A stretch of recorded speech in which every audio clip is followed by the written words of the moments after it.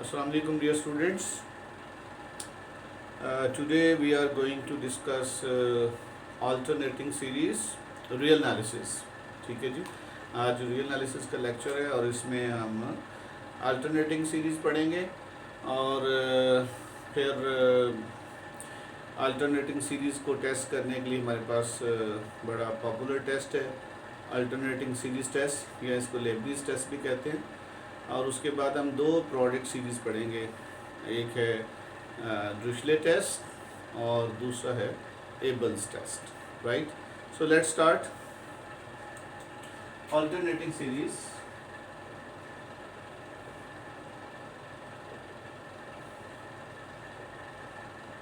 ये क्या होती है जी कि if a n is sequence of non negative, if a n is a sequence of non-negative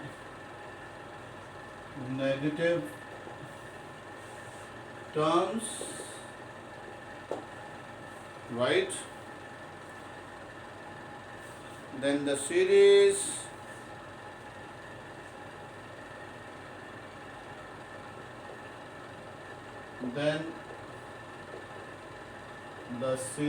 summation -1 power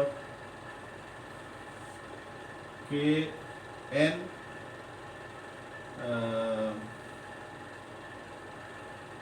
a k, और यूँ भी लिख सकते हैं -1 power k + 1 a k। Right,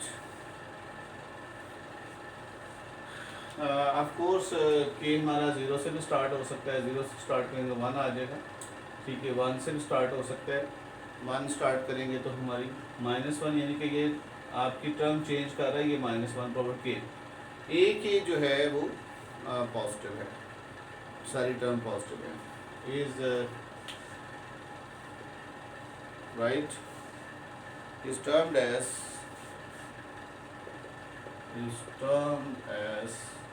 an alternating series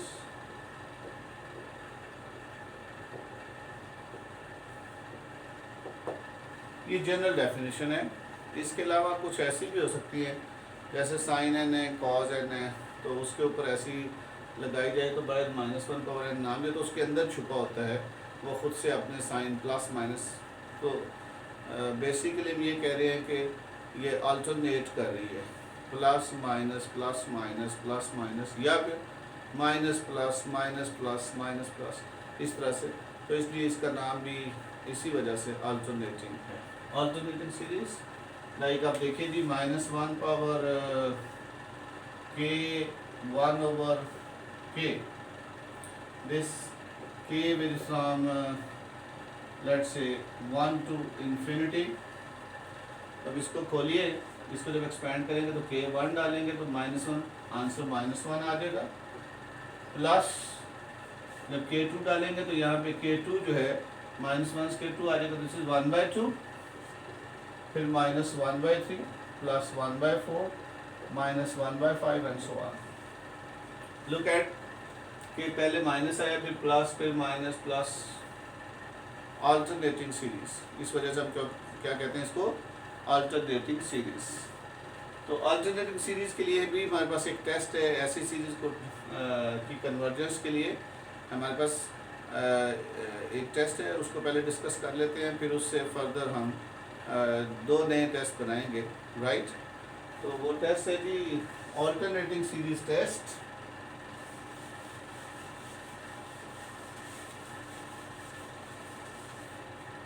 इसको हम कहते हैं जी अल्टरनेटिंग सीरीज टेस्ट,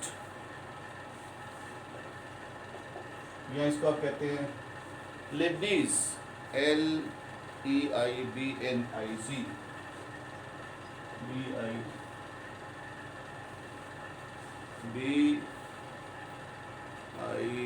BIBNIZS,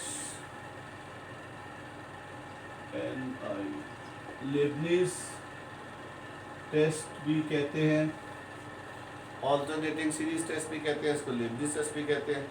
है क्या, इफ ए के is a monotone decreasing sequence statement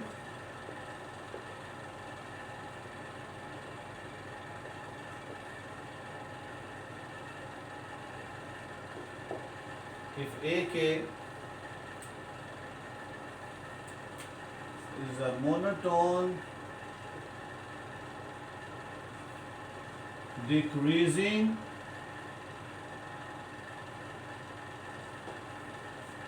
if AK is a monotone decreasing sequence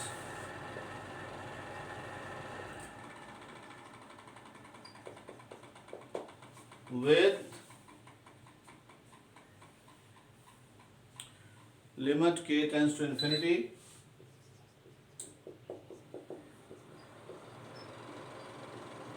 AK is equal to 0, then the alternating series converges. Then the alternating series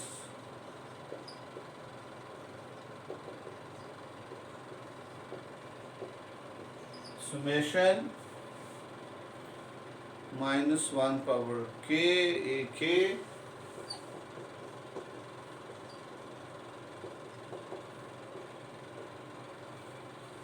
ये k जो है वो dummy index भी होता है, आप इसको k प्लस 1 और k यहाँ से 0 से इन्फिनिटी कर लें, उससे फ़र्क नहीं पड़ता, राइट।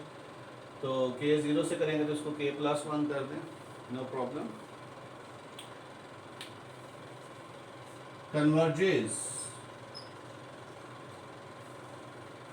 यानी कि आपने सिर्फ दो बातें टेस्ट करनी है, एक तो वो डिक्रीजिंग हो, क्या हो जी, AK is a monotone decreasing sequence with limit this, then the alternating series converges, right।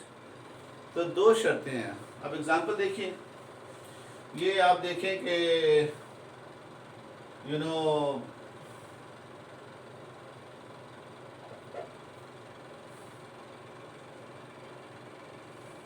जी, आप अगर बात करेंगे तो minus 1 power k 1 over k varies from 1 to infinity। Look at, ये हमारे पास याद करें कि अगर ये नहीं होता था तो ये 1 over k की सीरीज जो थी वो क्या थी, डाइवर्जेंट थी, लेकिन ये अल्टरनेटिंग होने से ये कन्वर्जेंट होगी, क्योंकि यहाँ पे a के 1 over k है, you know here AK is equal to 1 over k which is tends to 0। of course जब k tends to infinity लेंगे, when k tends to infinity तो हमारी 1 over k की सीक्वेंस जो है 0 को कन्वर्ज करेगा, तो फर्स्ट कंडीशन सेट एक इज, और दूसरा 1 over k, you know 1 over k is decreasing as AK plus 1 is you know 1 over k plus 1। so यहाँ अगर इसको आसानी से डिस्कस करना चाहें तो यूँ भी कर सकते हैं, k plus 1 is greater than k or 1 over k plus 1 is less than 1 over k, and what is this, this is AK plus 1 is less than AK। देखिए फॉर ऑल के लिए बात ट्रू है, तो बड़े नंबर पे जो value है वो छोटे नंबर की वैल्यू छोटी है, so it's a decreasing sequence. तो यहाँ पे जो 1 over k वाली सीक्वेंस है, 1 over k डिक्रीजिंग सीक्वेंस भी है और टेंस टू 0 भी है, लिहाजा ये जो अल्टरनेटिंग सीरीज है वो क्या होगी, कन्वर्जेंट होगी। याद रखिए ये सारी p सीरीज कन्वर्जेंट होगी, अल्टरनेटिंग सीरीज जो p सीरीज के साथ बनाएंगे तो वो कन्वर्जेंट हो जाएगी, क्योंकि वो सारी की सारी p सीरीज जो थी वो डिक्रीजिंग थी, राइट। ओके, तो hence AK is a decreasing sequence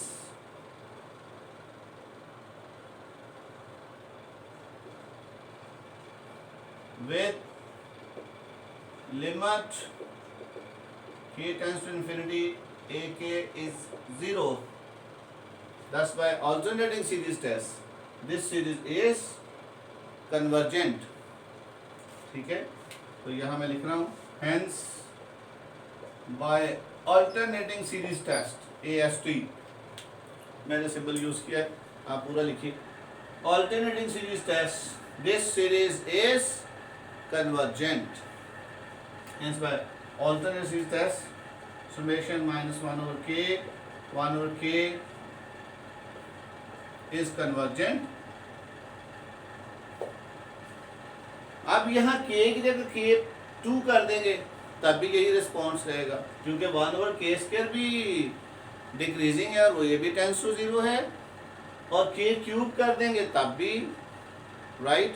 तो आप देखें यहाँ पे अगर k पॉजिटिव रहेगा, k ग्रेटर देन 1 रहेगा, तो वो क्या होगा जी, ये सारी की सारी जो है हमारी डिक्रीजिंग ही रहेगी सीक्वेंसेस, बल्कि यहाँ p भी लगा दें और p जो है वो आपको देखना होगा कि स्क्वायर रूट भी ज़रा सी बात है, अगर p+1 लेस देन p+2 है तो p+1 स्क्वायर रूट जो है वो less than p+2 square root होगा, राइट, अगर p जो है हम इंटीजर्स की बात करें। ओके, बहरहाल एनी हो, तो ये दो सीरीज जो हम मोस्टली यूज़ करते हैं, एक 1 over k और एक 1 over k स्क्वायर, राइट। तो p सीरीज में से जो आप निकालते हैं 1 over k power p, right, तो इस तरह से हमने इंश्योर कर लेना है। साथ अगर ये फैक्टर लगा देंगे तो वो p सीरीज नहीं रहेगी, वो अल्टरनेटिंग p सीरीज हो जाएगी, ठीक है। और अल्टरनेटिंग सीरीज के लिए आप लेबनीज़ टेस्ट लगाएंगे, और लेबनीज़ टेस्ट में क्या है कि you see the sequence is decreasing और उसकी जो लिमिट है वो दैट शुड बी 0, तो इसका मतलब है hence by alternating series test it is convergent, ठीक है। अब यही हम टेस्ट जो है प्रूव कर लेते हैं कि ये एग्जांपल तो कर ली, प्रूफ।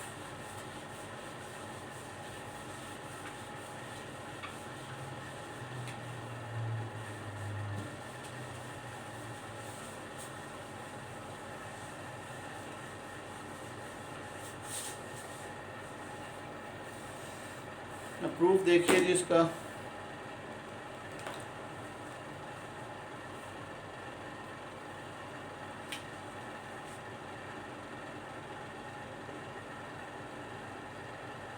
लेट Sn, आपको याद होगा कि S1 first term, S2 sum of 2 terms, S3 sum of 3 terms, so Sn is the sum of n terms, right. तो क्या होगा, this is summation k will from 1 to n minus 1 power n minus 1 power k a k। हमने ये वैसे 1 से infinity थी, तो Sn आप इसका nth पार्शियल सम जब निकाल रहे हैं बेसिकली वो 1 से n है, ठीक है, फर्स्ट n टर्म्स को सम कर रहे हैं, राइट। अच्छा, अब इसके लिए टेक्निक क्या है, टेक्निक ये होगी कि हम इसकी जो है इवन टर्म की जो पार्शियल सम की सीक्वेंस है उसको कन्वर्जेंट प्रूव करेंगे, और उसी की मदद से हम ये भी साबित कर देंगे कि उसकी ऑड टर्म की जो सीक्वेंस है, पार्शियल सम की जो सीक्वेंस है वो भी कन्वर्जेंट है। तो याद कीजिए हमने लास्ट सीक्वेंसेस के चैप्टर में यह रिजल्ट दिया था कि अगर कोई सीक्वेंस की इवन टर्म की सीरीज, इवन टर्म की सीक्वेंस और यानी कि दो सब सीक्वेंसेस, अगर कोई सीक्वेंस ऐसा है जिसकी दो सब सीक्वेंसेस, एक इवन टर्म की सीक्वेंस और एक ऑड टर्म की सीक्वेंस दोनों कन्वर्जेंट हो, तो वो सीक्वेंस खुद से कन्वर्जेंट होता है। A sequence is said to be convergent if and only if, वैसे तो अगर 2-3 सीक्वेंस कन्वर्जेंट साबित हो जाएं तो इससे आप ये नहीं कह सकते हैं कि हमारा एक्चुअल सीक्वेंस भी कन्वर्जेंट है, क्योंकि -1 power n जो है, आप देखिए इसको ज़रा आपको देखना पड़ेगा, राइट। तो ये उसके अंदर तो हमारे पास सीक्वेंसेस हैं, सब सीक्वेंसेस हैं जो कन्वर्जेंट है। तो ये बहरहाल एक अलग थ्योरम आपको बना के दिया था कि अगर कोई सीक्वेंस जो है पॉजिटिव टर्म वाला सीक्वेंस, ये कौन सा सीक्वेंस था, पॉजिटिव टर्म, अगर ए के जो है वो पॉजिटिव टर्म की सीक्वेंस हो, राइट, और उसकी दो सब सीक्वेंसेस, -1 power n को हम इसलिए नहीं रिलेट कर सकते क्योंकि वो पॉजिटिव टर्म सीक्वेंस नहीं है, वो अल्टरनेटिंग है, -1 + 1 -1 + 1। यहाँ हमने पॉजिटिव ए के पॉजिटिव टर्म सीक्वेंस का था। अगर कोई पॉजिटिव टर्म की सीक्वेंस है और उसकी दो सब सीक्वेंसेस, जो एक इवन नंबरिंग सीक्वेंस है, इवन टर्म्स की सीक्वेंस, और एक ऑड टर्म की सीक्वेंस, दोनों सीक्वेंसेस कन्वर्जेंट हो और converging to the same limit हो, तो हम कहते हैं कि एक्चुअल सीक्वेंस भी कन्वर्जेंट होगा। And conversely. ठीक है जी, ये पॉजिटिव टर्म सीक्वेंस के लिए था। ओके, तो देन S2 किसके बराबर होगा जी? S1 किसके बराबर होगा? सी S1 होगा हमारे पास ऑफ कोर्स फर्स्ट टर्म है, तो वो होगी माइनस A1, और S2 क्या होगी? Minus A1 plus A2।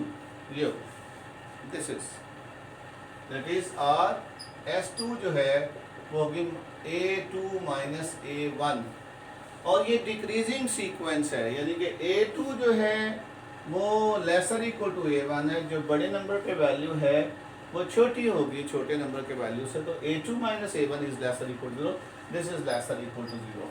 ठीक है, since AK is decreasing, since AK is decreasing, जो कि डिक्रीजिंग सीक्वेंस है, राइट।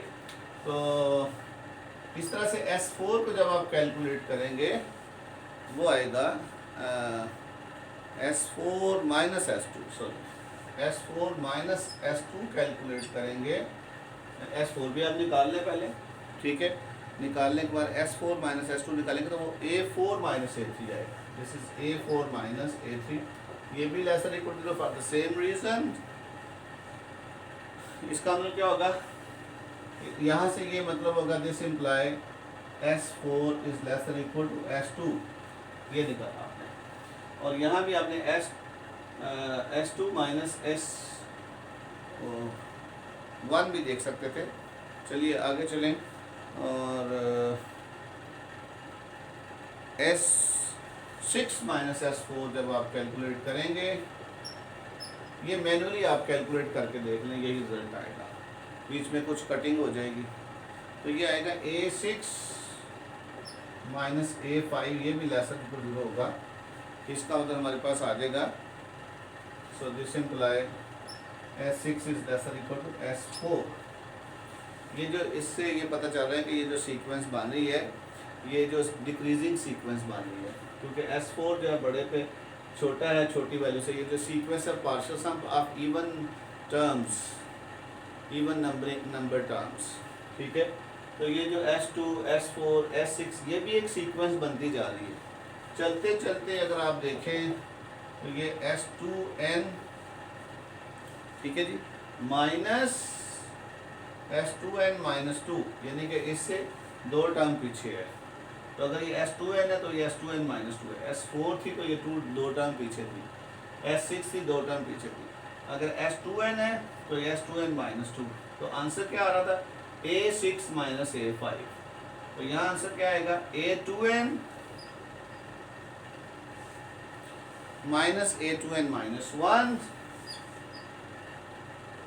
और दिस इज लेसर इक्वल 0 है, चूँकि डिक्रीजिंग है। इसका मतलब S2n plus this imply S2n जो है वो laser equal to S2n minus 2 है। What does it mean? ये शो कर रहा है कि S2n जो है वो क्या है? Decreasing sequence, which shows that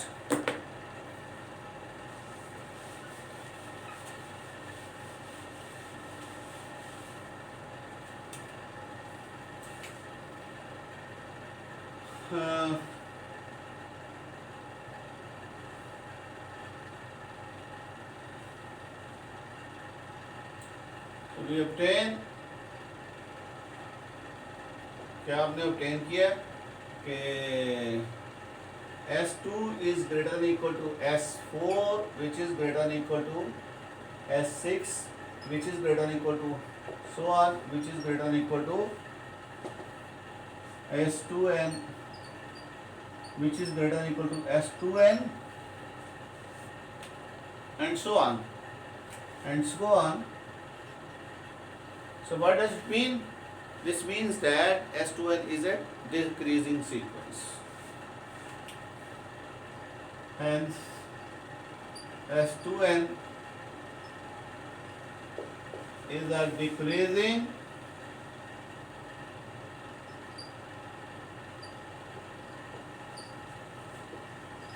sequence, ये डिक्रीजिंग सीक्वेंस आ गया।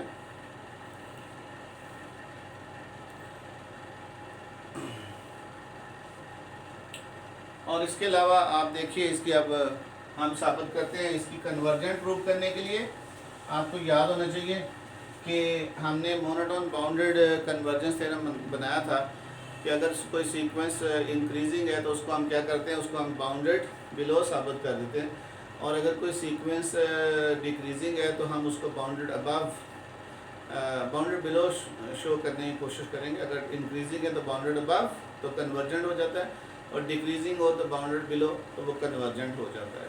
तो now our target is to show that it is bounded below as well. Now also we see that what S2n बराबर होगा जी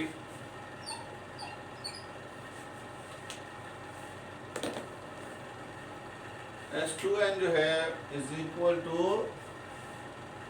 minus A1 plus A2 minus A3 plus A4 minus A5 plus so on like this. अब A2 minus A3 जो है वो positive है, चूँकि decreasing है तो ये सारे के सारे पॉजिटिव हैं, ये भी पॉजिटिव है, ये भी पॉजिटिव है, ये सारे के सारे पॉजिटिव हैं। तो ये सारे के सारे क्या हैं, ये पॉजिटिव है। हमने इस तरह से डिस्कस कर लिया कि ये जो टर्म है A2 चूँकि lesser equal to sorry greater than equal to A3 है, छोटे पे जो वैल्यू है वो बड़ी की वैल्यू से बड़ी है डिक्रीजिंग में, तो लिहाजा ये पॉजिटिव है, ये भी पॉजिटिव है। आगे जितनी भी ये टर्म बन रही है ये पॉजिटिव है। तो ये बेसिकली इस तरह से है कि फ़र्ज़ करें जी 11 इज इक्वल टू -1 प्लस 10, तो ये पॉजिटिव है। इस तरह से हमने इसको शो किया। तो अगर ये पॉजिटिव नंबर को छोड़ दें तो ऑफ कोर्स ये इससे बड़ा हो जाएगा, लेकिन ये नंबर ग्रेटर ये इक्वल टू 0 भी सारे नंबर हो सकते हैं, क्योंकि हमने ग्रेटर देन इक्वल टू 0 किया था। तो इन जनरल अगर इसको हम बता दें तो हम कह सकते हैं greater than equal to minus A1 since AI minus AI plus 1 is greater than equal to 0 for all I, right जी। तो आप ये देखें कि ये जो है ये सारी की सारी टर्म जो है वो पॉजिटिव है। तो ये पॉजिटिव है, तो ये कोई पॉजिटिव नंबर इसमें ऐड होकर इसके बराबर आता है। अगर इस पॉजिटिव नंबर को हम छोड़ दें तो S2n greater than equal to A minus A1 होगा। इसका मतलब है माइनस S2n जो है वो bounded below bye minus A1 है। So minus A1 is a lower bound, this shows that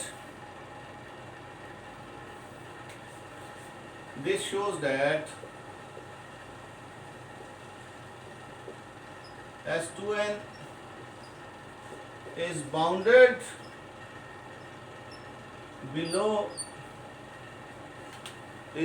below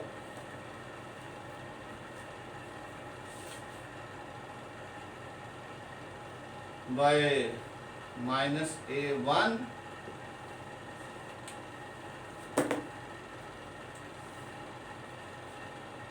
अब S2n जो है डिक्रीजिंग भी था, बाउंडेड बिलो भी था। इसकी मोनोटोन बाउंडेड कन्वर्जेंस थ्योरम के रेफरेंस से ये कन्वर्जेंट है।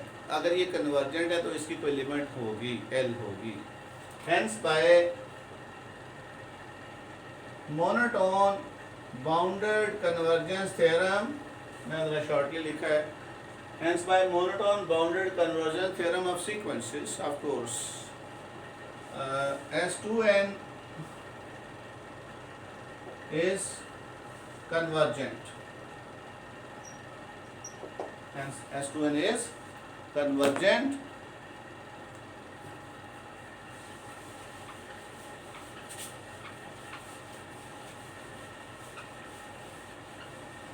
तो अब सपोज कर लें कि let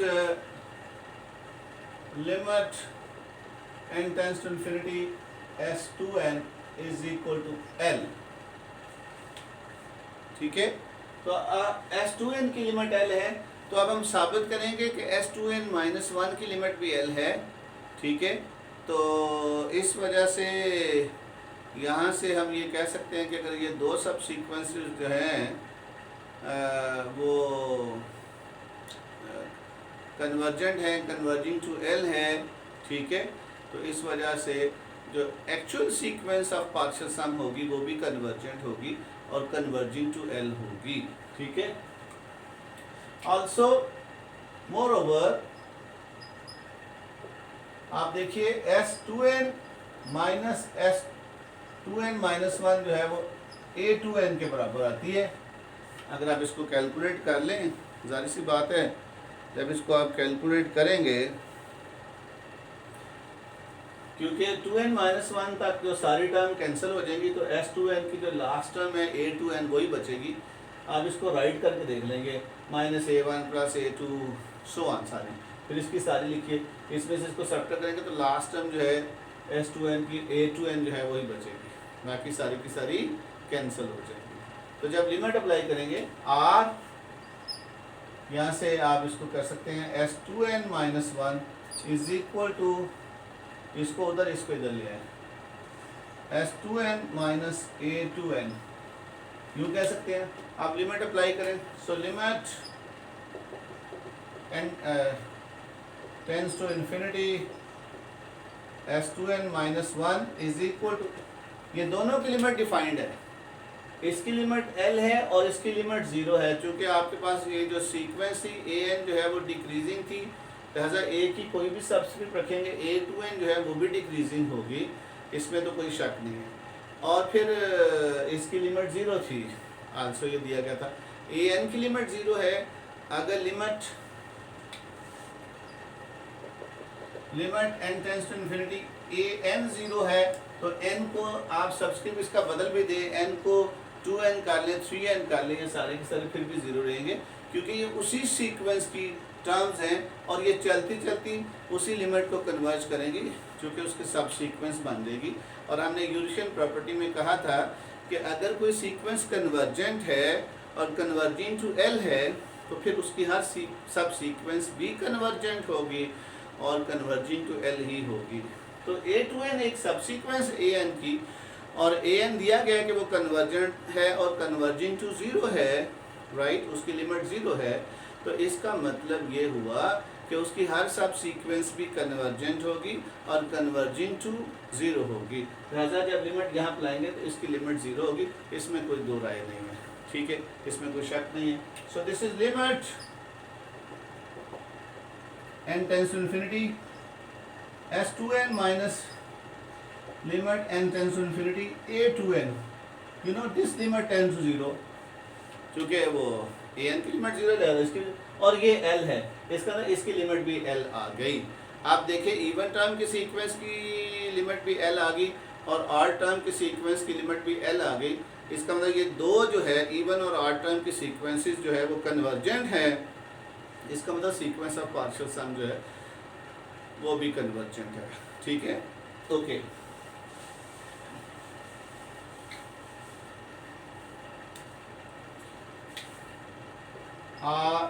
limit n tends to infinity S2n minus 1 is equal to L, which was limit n tends to infinity S2n।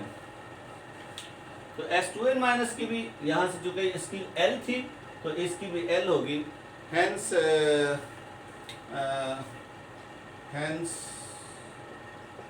we must have,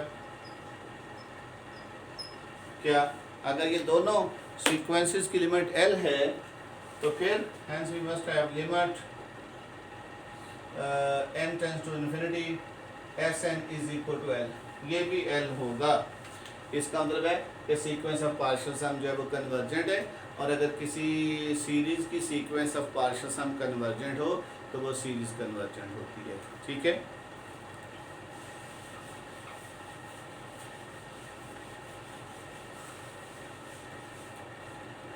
Hence by definition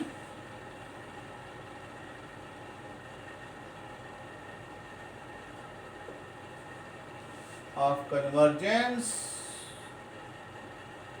of series summation minus 1 power k a k will from 1 to infinity is convergent. लेकिन ये हमारा Lebanese test कह लें इसको, या alternating series test कह लें, जो कि हमारी अल्टरनेटिंग सीरीज के लिए है. तो whenever you have an alternating series and you want to check whether it is convergent or divergent, ठीक है, तो फिर आप देखिए कि क्या वो जो है वो उसकी जो सीक्वेंस है ए के वो डिक्रीजिंग है और टेंस टू ज़ीरो है. दोनों बातें, डिक्रीजिंग भी है और लिमिट टेंस टू ज़ीरो भी हो. ठीक है, तो ऐसे हो सकता है कि सीक्वेंस डिक्रीजिंग हो लेकिन लिमिट टेंस टू ज़ीरो ना हो, तब आप लेबनीज़ टेस्ट नहीं अप्लाई कर सकते. ये ख़ास है कि डिक्रीजिंग भी हो और उसकी केथ टर्म की जो लिमिट है वो टेंस टू ज़ीरो भी हो. इस वजह से आप कहेंगे कि वो कन्वर्जेंट है.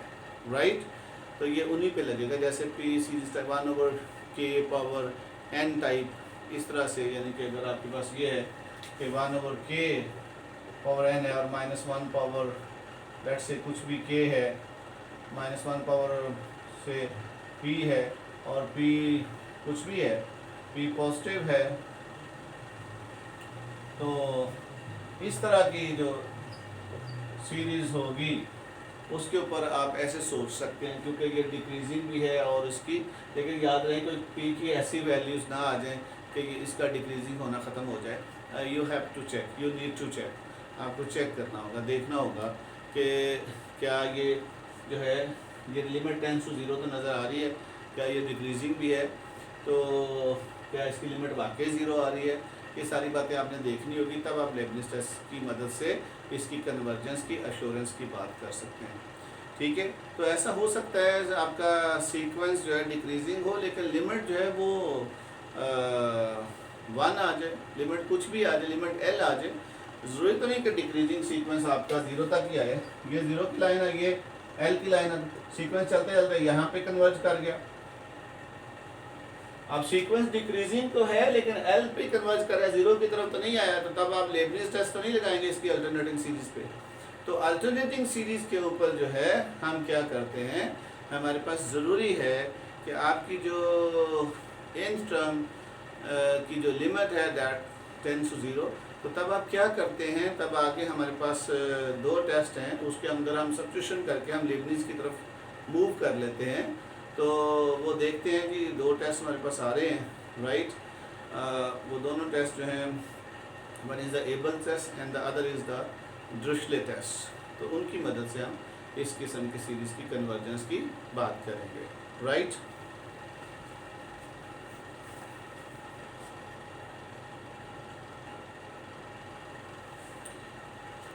ओके जी, नेक्स्ट डिस्कस करते हैं.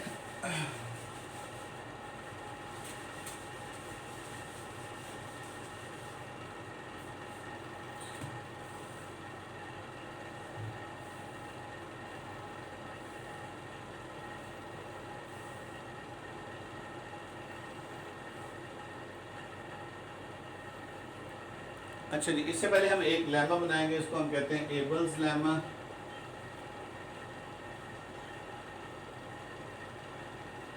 लेमा क्या है, देखिए कि हम इसको प्रूव कर देते हैं, स्टेटमेंट खुद ब खुद आ जाएगी. अच्छा,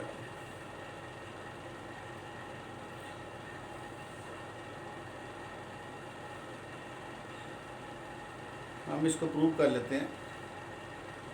फर्स्ट करें, एक हमारे पास सीरीज समेशन वाई के है, तो आप एस के लिखेंगे इस सीरीज़ के लिए. एस के क्या होगा जी, सीरीज समेशन वाई के है, तो इसके लिए एस के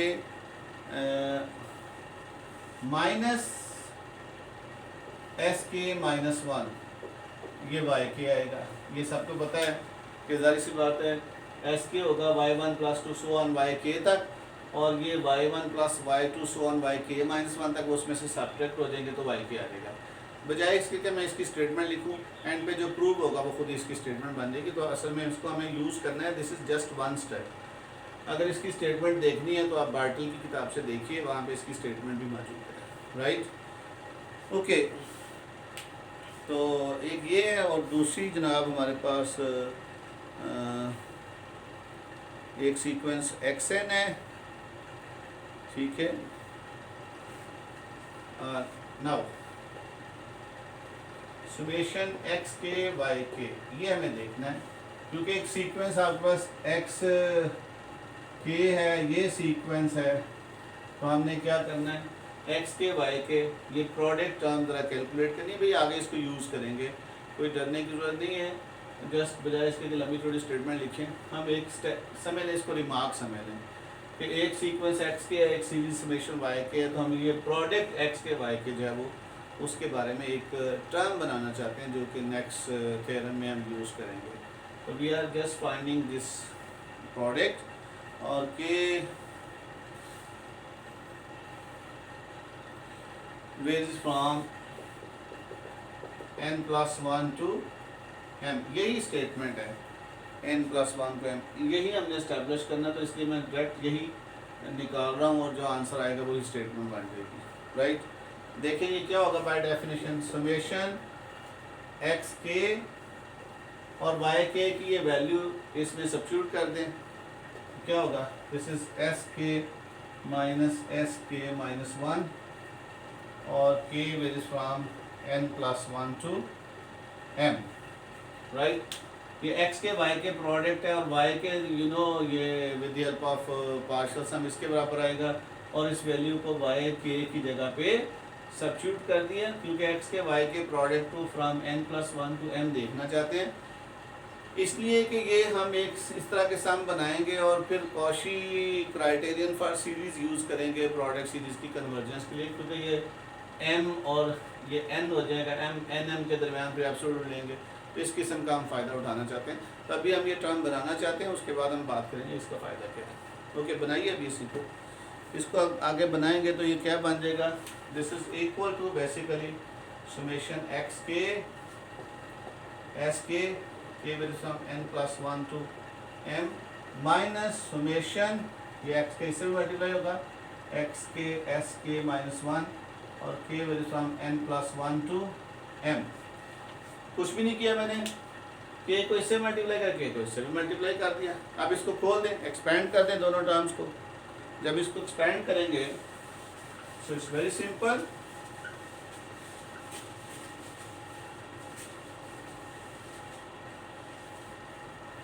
अब देखिए जब मैं एक्सपेंड करने लगा हूँ, इसको एक्सपेंड करेंगे तो क्या आएगा, n+1 x n+1 s n+1, right, plus n+1 से m तक चलना है, जरा सी बात अगली 2 आएगी, x n+2 s n+2 plus 1, last कौन सी होगी, m टर्म इसमें डालेंगे, तो xm sm,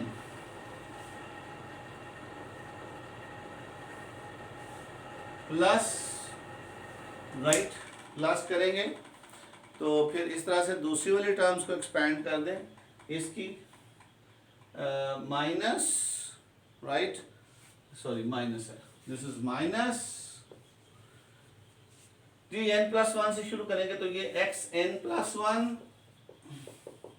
और चूंकि यहाँ k -1 है तो n+1 डालेंगे तो एक कैंसिल हो जाएगा, एक टर्म पीछे रहेगी, sn रहेगी, sn, और इस तरह से प्लस सो ऑन चला दें आप, वो एक टर्म हमेशा पीछे रहेगी, xn+2, ये n+2 और ये n+1 प्लस सो ऑन चलते चलते लास्ट टर्म जाएंगे तो ये sn+1, और ऑफ कोर्स सॉरी ये m, ये xm, और जब इसमें डालेंगे तो sm-1, ये बन जाएगी। और इसकी ख़ास किस्म की रीअरेंजमेंट हम कर लेते हैं, ठीक है। अब देखें इसकी ये वाली पहली, और प्रॉबेबली इसकी आखिरी पहली, ये नहीं किसी से मिलती, क्योंकि आप देखें xn+1 sn+1, ये sn+1 इस sn+1 से जुड़ी जा सकती है, xn+2 sn+2 ये अगली से जोड़ी जा सकती है, ठीक है।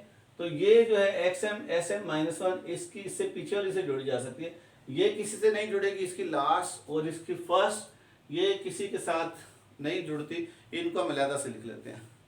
तो इनको अलहदा से लिखेंगे तो पहले वाली लास्ट वाली मैंने लिख ली XM SM, और ये वाली लिख ली माइनस XN प्लस 1 SN। देखिए आपके जहन में होगा कि ये SN प्लस 1 तो फिर ये दोनों में कॉमन नहीं है, ये SN है, ये SN प्लस 1 है, ये इसके साथ भी नहीं जुड़ती। ठीक है, इस तरह से ये SM है तो SM इसमें है ही नहीं, अवेलेबल नहीं है, और XM तो इसमें है लेकिन ये SM और S-1 है तो ये भी आपस में नहीं मिल सकती। तो लिहाजा इसकी लास्ट और इसकी फर्स्ट ये मिक्सअप नहीं होती किसी दूसरी टर्म से, उनको मैंने अलहदा कर लिया। बाकियों को मैं ज़रा तरतीब से लिखूंगा। यूसी कैसे लिखता हूँ, ये बनेगा प्लस, अब देखिए इसको हम लिख सकते हैं जी SN प्लस 1 वाली। देखिए SN प्लस 1 वाली एक ये है XN प्लस 1,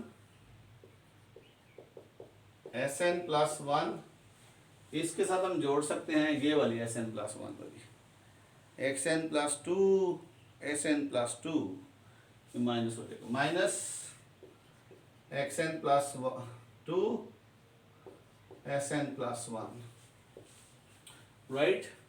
इसको इसकी दूसरी के साथ मिला दिया, अब इसकी दूसरी को इसकी तीसरी के साथ, अब ये सिलसिला चल पड़ा, उसकी लास्ट को इसकी लास्ट के साथ मिला देंगे तो हमारा ये एक जैसी टर्म्स आना शुरू हो जाएंगी। नेक्स्ट होगी जी XN plus 2 plus XN plus 2 SN plus 2 minus, ये देखिए ये XN प्लस 1, इनमें SN प्लस 1 सेम है लेकिन ये XN प्लस 1 है, ये N प्लस 2 है। तो अब देखिए यहाँ पे ये इसके साथ मिली तो इससे जो नेक्स्ट होगी उसमें XN प्लस 3 होगा, क्या होगा जी माइनस XN प्लस 3। देखिए जाहिर सी बात है SN प्लस 2 से नेक्स्ट XN प्लस 2 ही होगा, ये दोनों सेम होगी, SN प्लस 2 N प्लस 1। ये इसका तो ये जो यहां से चली है इसको एक तरतीब में लिख सकते हैं, we can write like this. ये तो ऐसे लिख देते हैं XM SM minus XN plus 1 SN, और इन सब को हम कंबाइन कर लेते हैं, और कंबाइन करने से ये टेलीस्कोपिक सन टाइप लिखा जा सकता है। ये आप देखें ये XK minus XK plus 1 XK plus 1 into SK into SK and K varies from N plus 1 to M। जरा देखिए गौर कीजिए कि जब कि N प्लस 1 रखेंगे तो ये N प्लस 1 हो जाएगा और ये N प्लस 2, ठीक है जी। XK माइनस XK प्लस 1 यानी कि ये होगा N plus 1 X N plus 1 और N प्लस 2, राइट। XK ये हो गया XM SM minus XN plus 1 और SN, और यहाँ हो गया जब डालेंगे तो ये होगा, ठीक है। ये पहली टर्म XN प्लस 1, यहाँ भी N प्लस, ये इसके साथ जुड़ेगी, फिर जब ये इसमें जाएगा तो ये N plus 2, yes this term N plus 2, और इसमें जाएगा N प्लस 1। हाँ हमने इकट्ठा लिख दिया। तो ये जब इसको इससे मल्टीप्लाई करेंगे तो ये टर्म आ जाएगी, क्योंकि जब ये N प्लस 1 यहाँ डालेंगे N प्लस 1, इसके साथ ये भी मल्टीप्लाई होना N प्लस 1, ये आ गया। जब इसको इसमें डालेंगे ये माइनस यहाँ आ गया आपका, और ये इसमें डालेंगे तो ये K प्लस 1 N प्लस 2 हो जाएगा, N प्लस 2, और लेकिन ये SN प्लस 1 रहेगा। ये इस तरह से इसको भी चेक करें, जब N प्लस 2 डालेंगे तो ये N प्लस 2 हो जाएगा, और ये भी साथ N प्लस 2 इसके साथ आ जाएगा, माइनस ऐसे ही इसमें डालेंगे N प्लस 3 हो जाएगा, क्योंकि N प्लस 2 यहाँ से डाल रहे हैं, 1 वाला डाल चुके हैं, तो ये N प्लस 3 और ये N plus and so on. Yes, यही लेमा है कि जो समेशन एक्स के वाई के हमारा अब लेमा की स्टेटमेंट बन गई, कि लेमा की स्टेटमेंट क्या बनी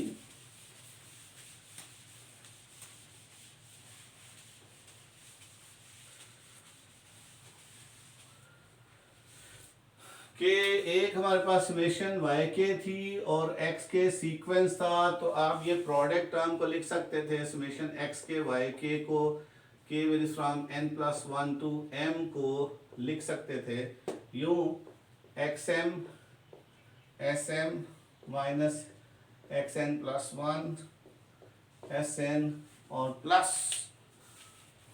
this plus x k minus x k plus 1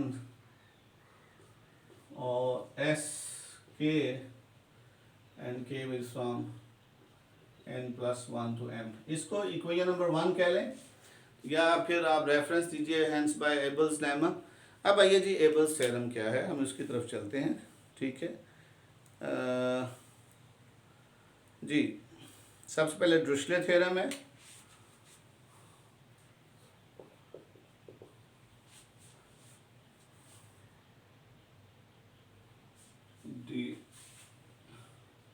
DIRICHLETS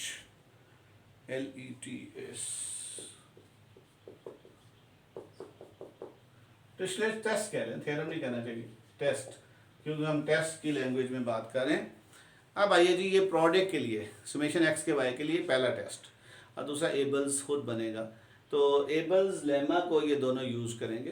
पहला जो है ये एबल्स लेमा को यूज़ किया डिरिचलेट ने, और एबल ने डिरिचलेट के थ्योरम को यूज़ कर लिया, राइट। तो वो क्या कहता है, if x n is a decreasing sequence statement, if x N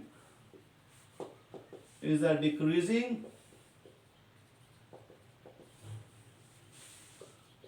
sequence with limit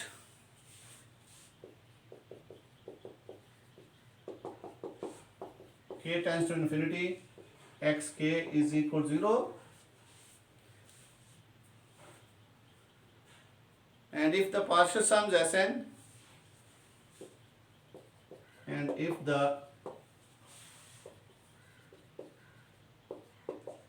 partial sums Sn of summation yn equal series of summation yn are bounded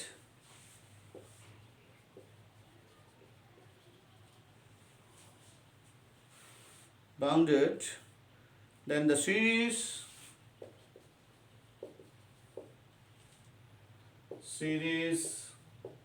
summation xk yk is convergent.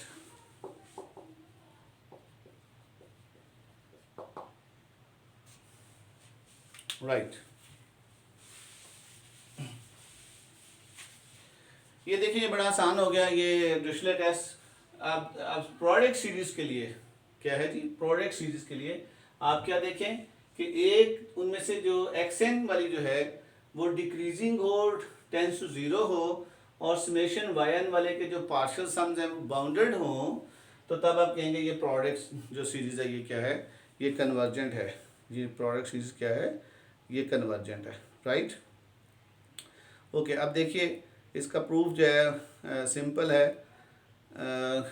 चूँकि S N bounded है तो जब mod लगाएंगे तो less equal to के हो जाएगा और ये टेलीस्कोपिंग सम बन जाएगा। इट्स वेरी सिंपल, ये आसान हो जाएगा। ठीक है, चलें प्रूफ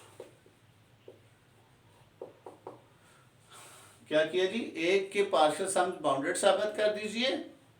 पार्शियल सम्स प्रोडक्ट है समेशन वाई, तो वाई के जो पार्शियल सम्स है वो बाउंडेड साबित कर दीजिए, और दूसरे वाले की लिमिट टेंस टू 0 है, तो फिर ये डिरिचलेट टेस्ट की हेल्प से उनकी जो प्रोडक्ट की सीरीज होगी वो क्या होगी, कन्वर्जेंट होगी। ठीक है, ओके। हम इसकी कोई एग्जांपल अगर डिस्कस करना चाहें तो आप देखें कि अगर मैं साइन एन के बाई के कर लूँ और समेशन के कर लूँ, तो लोग ये जो है प्रोडक्ट है इसको मैं यूँ लिख सकता हूँ समेशन 1/k और साइन एन के यूँ, तो ये एक लहदा कर ली। आप ये देखें ये जो 1/k जो है ये डिक्रीजिंग है और टेंस टू 0 है, पहले शर्त पूरी होगी। X n is a decreasing sequence with limit tends 0, तो ये 1/k जो है 0 है, और साइन एन के जो है उसके पार्शियल सम जो है बाउंडेड हो गए। जो भी आप पार्शियल सम बनाएंगे लेस देन इक्वल टू 1 होगा। ठीक है। जब लगाएंगे तो लेसर इक्वल टू 1 होगा, राइट। तो इस तरह से, या फिर आप वो दूसरे वाला भी बना सकते हैं, -1 पावर n लगा लें तो उसके भी पार्शियल सम जो होंगे तो बाउंडेड। ठीक है जी, हर पार्शियल S1 जो है -1 +1 कट कटा के या 0 आ जाएगा, 1 आ जाएगा, तो वो भी बाउंडेड होंगे। लिहाजा इसका मतलब डिरिचलेट टेस्ट से ये सीरीज क्या है, कन्वर्जेंट है। और अगर इसकी जगह डाउटफुल है आपको ये, तो आप ये लगा लें, ठीक है, -1 पावर n -1 पावर k। तो देखिए ये डिरिचलेट टेस्ट से भी ये कन्वर्जेंट थी और इससे भी कन्वर्जेंट होगी। क्या कि ये जो सीरीज है -1, इसके पार्शियल सम बाउंडेड होंगे, क्योंकि जब भी आप एक टर्म या 2 टर्म या 3 टर्म या 4 टर्म को ऐड करेंगे, आंसर -1 बचेगा या 1 बचेगा या 0 बचेगा। ठीक है, तो लिहाजा इसके जो पार्शियल सम्स है वो बाउंडेड होंगे। और 1/k जो है वो क्या है, डिक्रीजिंग है और इसकी लिमिट टेंड्स टू 0 है। लिहाजा ये जो डिरिचलेट टेस्ट है इसका भी प्रूफ कर दिया, ये उससे बड़ा टेस्ट बन गया, क्योंकि इसने डिरिचले को छोटा कर दिया, और सॉरी डिरिचले ने लेबनिज टेस्ट को छोटा कर दिया।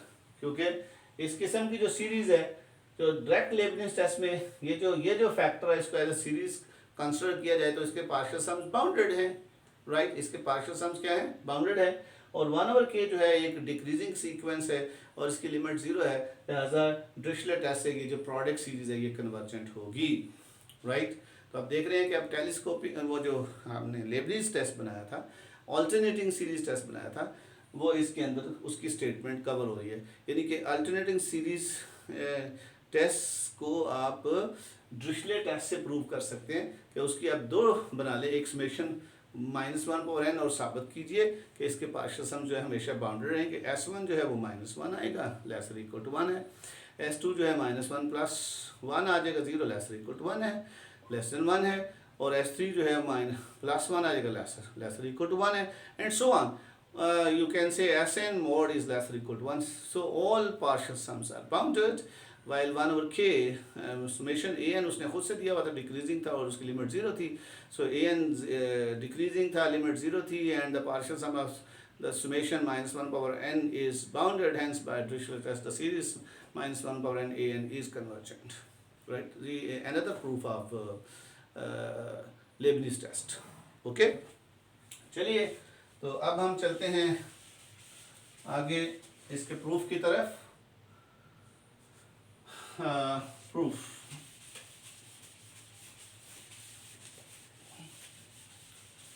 इसको मैंने यूज करना है तो इसको मैं अभी नहीं छेड़ रहा, इसको ऐसे रहने तो since Sn is bounded, so since proof Sn is bounded, so let Sn mod is lesser equal to 1. Okay, you know it's very simple कि चूँकि वो बाउंडेड है तो आपको पता है for all n belong to n, और k क्या है, ऑफ कोर्स k कोई रियल नंबर है, k क्या है, कोई रियल नंबर है और पॉजिटिव होगा। तो ये बाउंडेड सीक्वेंस की डेफिनेशन है। अगर Sn बाउंडेड है तो Sn मॉड है। अब इसके ऊपर दोनों तरफ मॉड लगाते हैं, ठीक है। जब दोनों तरफ मॉड लगाएंगे, राइट, नाउ इफ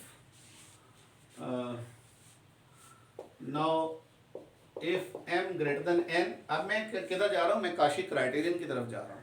याद करो काशी क्राइटेरियन क्या था कि अगर m ग्रेटर देन n है तो समेशन a के इस तरह से था, हैं जी,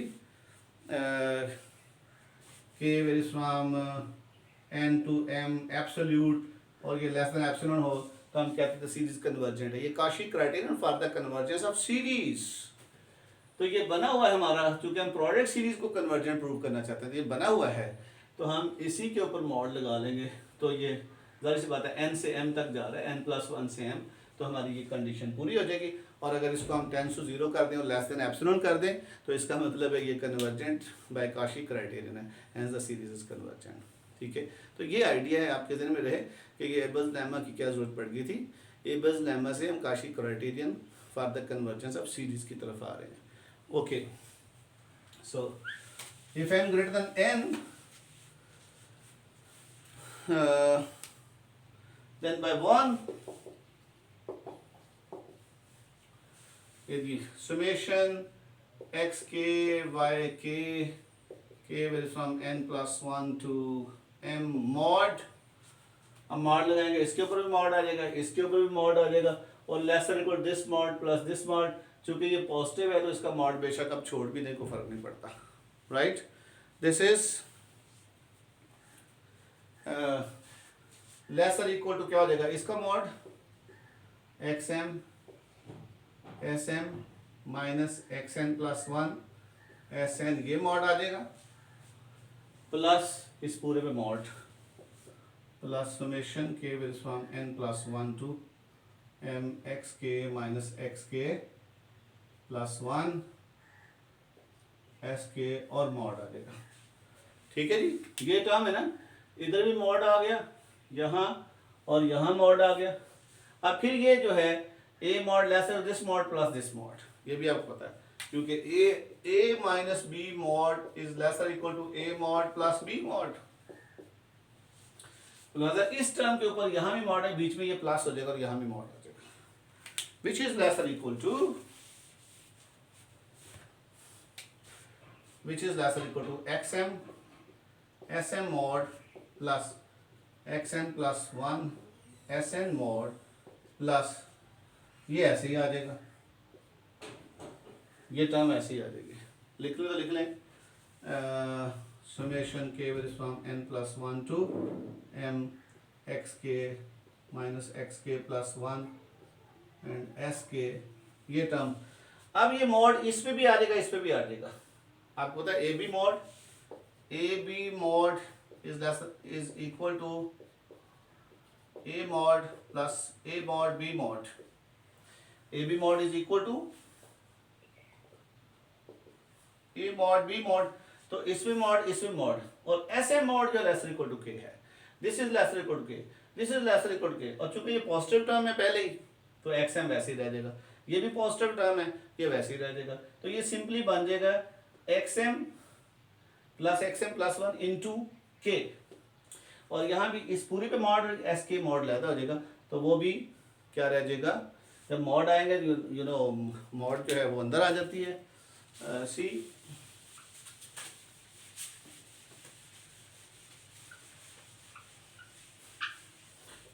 are summation x k y k varies from n plus 1 to m mod is less or equal to, ये ये xm रह जाएगा प्लस xm प्लस 1 रह जाएगा, और यहाँ पे ये k रह जाएगा, राइट। वो इसलिए कि देखिए ना जी, ये इसलिए कि xm sm वो होगा xm mod sm mod, और sm mod less equal to k है, this is xm mod k less equal to हो जाएगा, और ये xm चूंकि पॉजिटिव टर्म थी तो इसलिए इसको xm k ही लिखना कोई मसला नहीं है, राइट। पॉजिटिव टर्म में x mod बराबर x होता है, अगर x ग्रेटर देन 0 हो, ग्रेटर देन इक्वल टू 0 हो, तो इस वजह से xm को xm लिखा जा सकता है, कोई प्रॉब्लम नहीं है, ठीक है। जबकि यहां जब आएंगे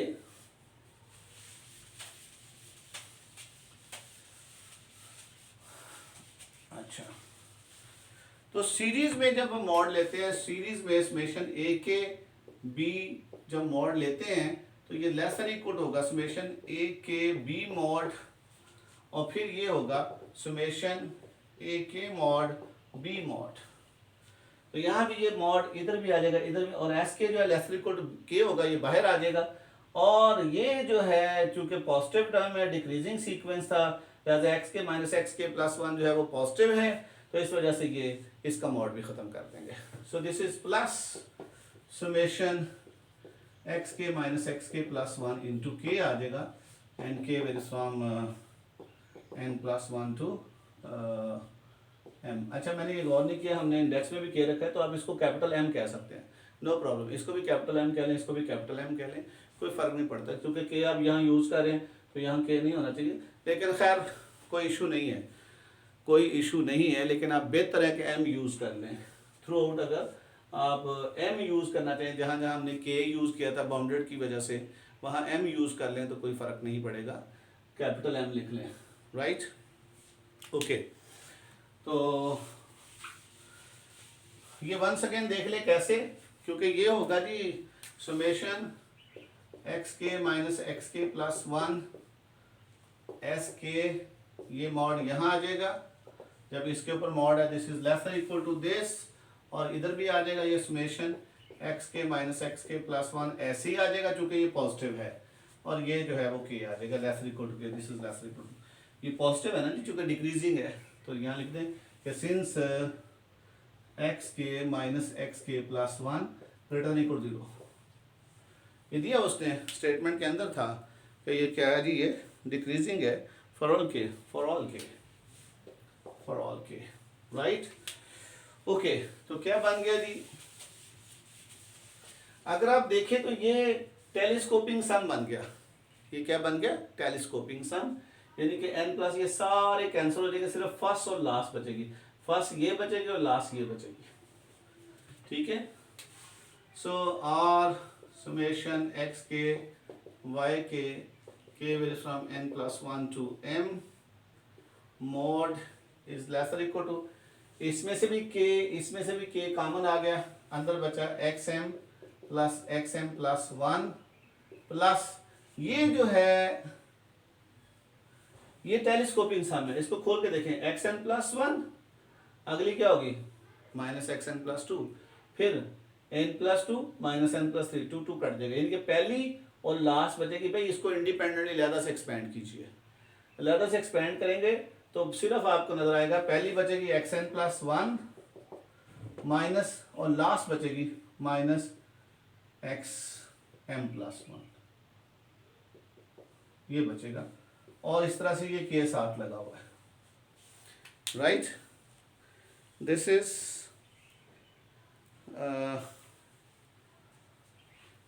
सॉरी लास्ट हमारी एक्सएम है, लास्ट हमारी ये देखें जब खोल के देखेंगे ना तो वो लास्ट यहाँ से बचेगी एक्सएम, उसके पीछे वाली कैंसिल होगी, राइट। तो लास्ट भी चूंकि इधर से बचेगी तो वो आएगी जी एक्सएम आएगी, सॉरी एम आएगी, ये वाली बचेगी। इसको आप खोल के देख लें, चलें इसको हम खोल लेते हैं, थोड़ा सा एक्सपेंड कर लेते हैं यहाँ पे, ये बचेगा जी xn प्लस 1 जब ये डालना है माइनस xn प्लस 2, ये पहली टर्म प्लस जब n प्लस 2 इसमें डालेंगे xn plus 2 minus xn plus 3 plus so on डालते जाएं, और लास्ट जब डालेंगे तो xm माइनस xm प्लस 1। तो ये देखें ये दूसरी कैंसिल हो रही है माइनस की इससे, ये कैंसिल हो रही है इससे, यानी कि दूसरी वाली कैंसिल हो रही है, राइट। इस तरह से चलते चलते हमारी जो m प्लस 1 जो है वो कैंसिल होगी, दूसरी वाली कैंसिल होगी, स्टार्टिंग में दूसरी वाली कैंसिल होनी शुरू हुई है, राइट। तो ये बचेगा x k plus 1 xn plus 1, और यहाँ से जब ये डालेंगे m तो लास्ट हमारी m और m प्लस 1, हाँ ये आएगी, राइट। तो इस किस्म का आएगा जी minus xn plus 1 xm plus 2 so on, last वाली जब देखेंगे तो वो बनेगा x n plus 1 minus xm, ठीक है। ये बचेगा शायद थोड़ा सा xn प्लस 1 माइनस xm,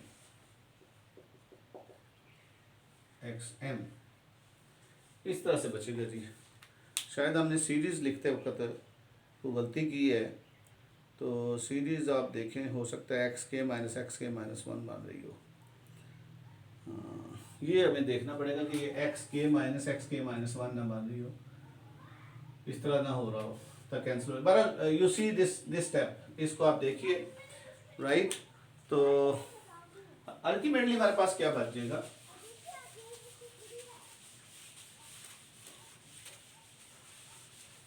ये बार्टल की किताब से है, बार्टल की किताब को ज़रा देखिए, ठीक है, वो क्या कहता है, मैं इसको अभी देखता हूँ। अच्छा जी, ये बुक से मैंने देख लिया है, ये आप पेज नंबर 264 है बार्टल की बुक से। यहाँ पे हमारा m-1 आता है। जब हमने एबल्स के लिए शर्त बनाई थी ना, तो ये m-1 आता है, बाकी सारा ठीक है। यहाँ m-1 आएगा तो जो लास्ट टर्म पे आएगा ये m-1 और ये m रह जाएगा, लास्ट टर्म पे क्या आएगा, m रह जाएगा। इस वजह से ये हमारा ठीक हो जाएगा। ये पेज नंबर मैंने आपको बता दिया 264, राइट, बार्टल की बुक से। इसको आप देखिए ज़रा कि यहाँ पे हमारा ये प्रॉब्लम जो आ रही थी वो अब हल होगी। तो ये इसको करेक्शन कर ले, हमने इसको m कहा था, ये m-1, क्योंकि ये सम है, इधर m है लेकिन जो ये एस्टेब्लिश हुआ था वो लेमा, उसमें ये n+1 से m-1 तक आया था। इस वजह से जो लास्ट टर्म जो है वो xm आएगी, वो xm से। तो अब हमारे पास क्या बन जाएगा, ये this is lesser equal to, इस सारे को जब सिंप्लीफाई किया k को बाहर खींच के, तो ये बन जाएगा xm, राइट, प्लस xn+1, ठीक है, और plus xn+1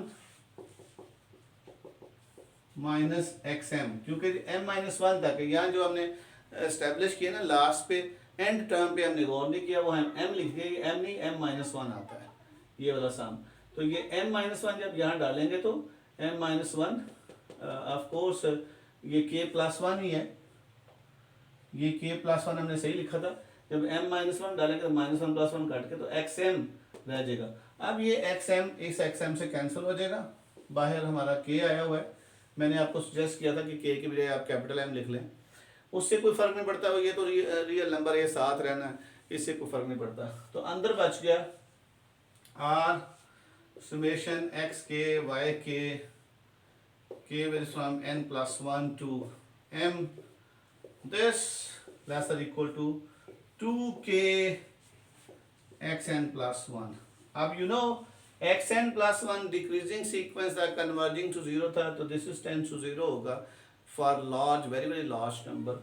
of course this is tends to 0 होगा, और लेस देन एप्सिलॉन है, 0 is always less than epsilon. कब भला, when n is greater than n star, when n is greater than n star, यानी कि आपका n greater than n star है, where n star is very very large number, where n star is double greater 0 का मतलब है very very large. Hence we have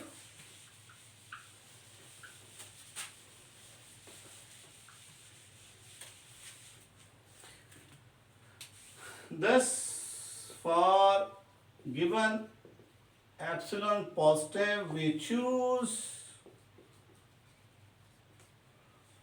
n star belong to capital N such that क्या होगा, such that summation x k y k varies from n+1 to m mod is less than epsilon।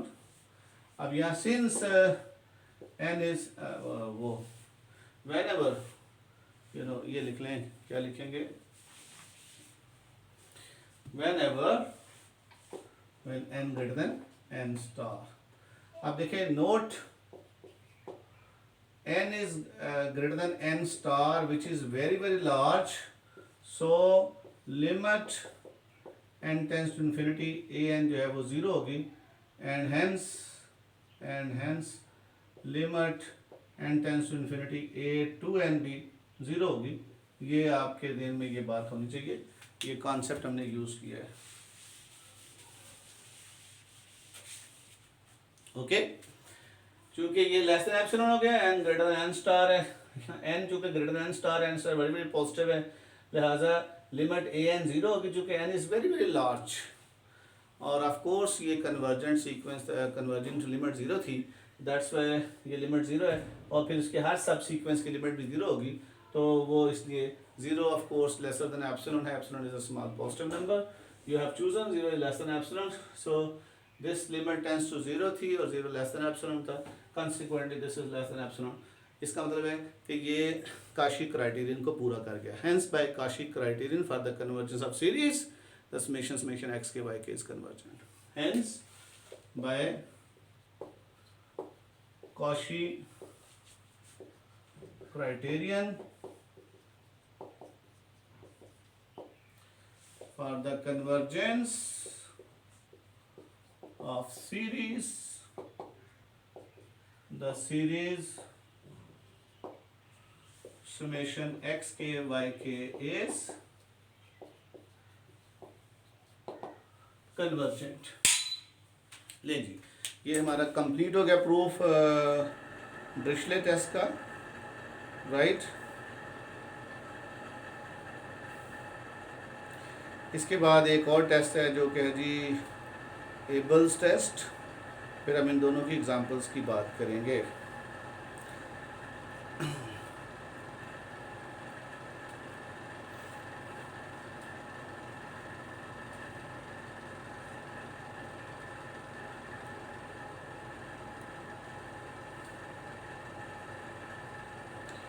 Okay जी, the last one is the Abel's test.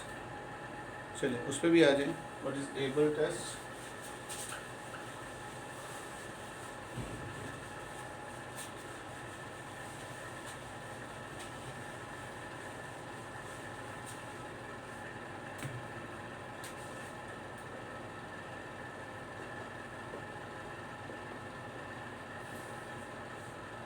If xn is convergent monotone sequence, if xn is a monotone convergent sequence and summation yn is convergent, then summation xn yn is convergent। देखिए ये जो Abel's test है, it's nothing, ये almost उसने कहा था xn is a monotone sequence with limit tends to 0। जो limit tends to 0 था वो कन्वर्जेंट ही हो गया। लिहाजा पहली शर्त तो एबल्स ने कोई नई नहीं बनाई, वो वही है। हाँ, ये नहीं बनाई कि वहाँ लिमिट टेंड्स टू 0 थी, इसने कन्वर्जेंट कह दिया, इसने थोड़ा सा शिफ्ट अप कर लिया। सब्स्टिट्यूशन लगाएगा तो वो आप ऐसी सब्स्टिट्यूशन लगा सकते हैं जो कन्वर्जिंग टू एल है, तो उसको कन्वर्जिंग टू 0 बनाया जा सकता है। लिहाजा ये डिस्प्ले में चला जाएगा ये, ठीक है। तो ये जो सीरीज़ है उसने उसको थोड़ा सा बेहतर किया है कि वहाँ लाजमी आप 0 के ऊपर फंसे हुए थे, तो अब हमने 0 से हटा दिया उसकी कन्वर्जेंस। हमने कहा मोनोटोन कन्वर्जेंट सीक्वेंस में बेशक 0 नॉन 0 लिमिट आती है, तब भी हम काम चला लेंगे, क्योंकि जो नॉन 0 लिमिट होती है उसको सब्स्टिट्यूशन लगा के आप 0 को कन्वर्ज करवा सकते हैं। अभी देखिए हमारा प्रूफ का स्टाइल भी यही होगा। दूसरा जो है वो समेशन yn जो बाउंडेड थे, तो यहाँ इसने कन्वर्जेंट ही कह दिया, क्योंकि yn जो है बाउंडेड है और इसके सीक्वेंस ऑफ पार्शियल सम जो है वो क्या होंगे, यहाँ पे इंक्रीजिंग होंगे, तो इसलिए उसने कहा वो कन्वर्जेंट ही हो जाता है, लिहाजा सीधा हम कन्वर्जेंट। तो ऑलमोस्ट ये वही थ्योरम है, सिर्फ एक कंडीशन का इजाफा किया है कि ये मोनोटोन कन्वर्जेंट कह दिया, वहाँ कन्वर्जिंग टू 0 था, लिहाजा इस थ्योरम को उस थ्योरम से डिड्यूस किया जा सकता है, राइट। सो एबल्स लेमा जो है, लेकिन एप्लीकेशन पॉइंट ऑफ व्यू से ये ज़्यादा बेहतर हो गया कि अगर ये कन्वर्जेंट है वो भी कन्वर्जेंट है, तो आप जड़ से कहेंगे कि प्रोडक्ट सीरीज जो है वो कन्वर्जेंट है। तो थोड़ा सा मतलब अंडरस्टैंडिंग थोड़ी बेहतर होगी, लेकिन वो इससे बेहतर इसलिए माना जाता है कि वहाँ पे हमें yn की कन्वर्जेंस की ज़रूरत नहीं है, सिर्फ उसके सीक्वेंस ऑफ पार्शियल सम की बाउंडेडनेस को चेक कर लीजिए तो हमारी बात बन जाती है। ओके, चलिए, तो if xn is a decreasing with limit x, proof let xn be decreasing with limit n tends to infinity xn is equal to l। अब हमने इसको l मान लिया, तो xn माइनस l जो अल्टीमेटली ये नई सब्स्टिट्यूशन लगाएंगे जो कि लिमिट 0 हो जाएगी, तो आप डिस्प्ले की तरफ पहुंचना है, राइट। हाँ, डिफाइन या put un is equal to xn minus l। ले जी, अगर ये करेंगे where n belong to l, then limit n tends to infinity un is equal to 0 हो जाएगा। ज़ाहिर सी बात है, ये कांस्टेंट सीक्वेंस है, कांस्टेंट सीक्वेंस की लिमिट l ही रहेगी, और ये सीक्वेंस है, इसकी लिमिट एल है, लिहाजा यहाँ पे डिफरेंस के ऊपर लिमिट अप्लाई की जा सकती है, उसको सेपरेट भी किया जा सकता है क्योंकि दोनों लिमिट डिफाइन है। तो limit of this minus limit of this की लिमिट भी L, L minus L limit 0 हो जाएगी। इट्स वेरी सिंपल, कोई ऐसी बात नहीं है, ठीक है। Also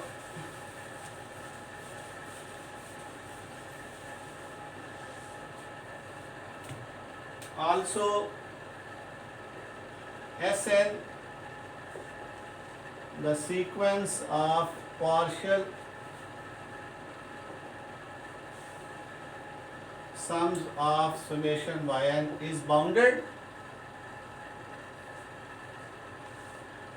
as summation yn is convergent।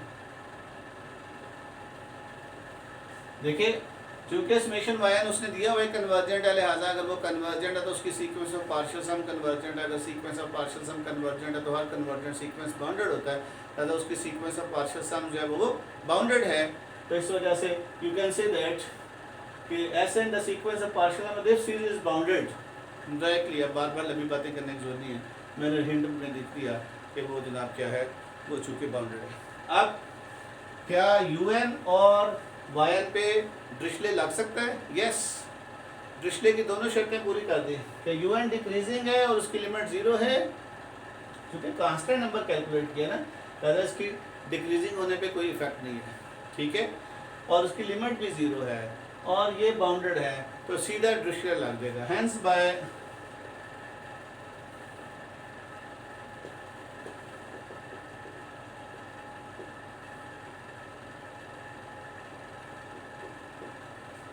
T silent है, ड्रिशले पढ़ते हैं इसको। हेंस बाय ड्रिशले थ्योरम या ड्रिशले टेस्ट कह लेते हैं, तो हमने टेस्ट की बात की थी। The series summation UNY, right, summation UNYN, okay, is convergent. Summation UNYN is convergent, right? अब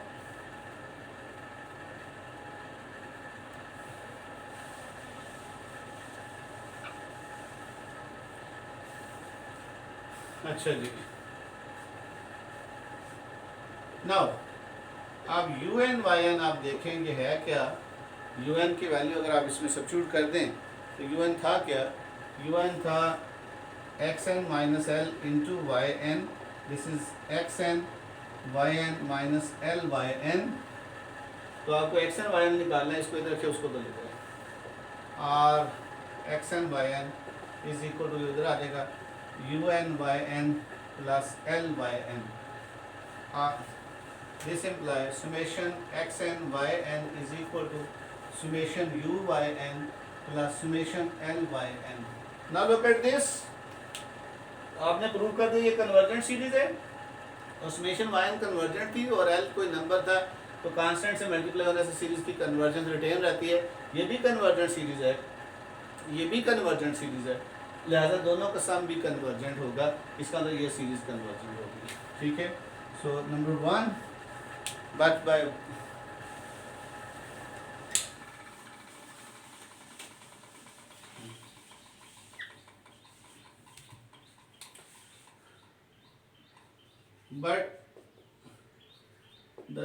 but both the series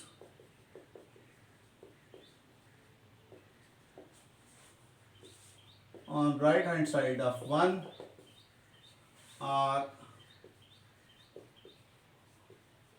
convergent, hence the series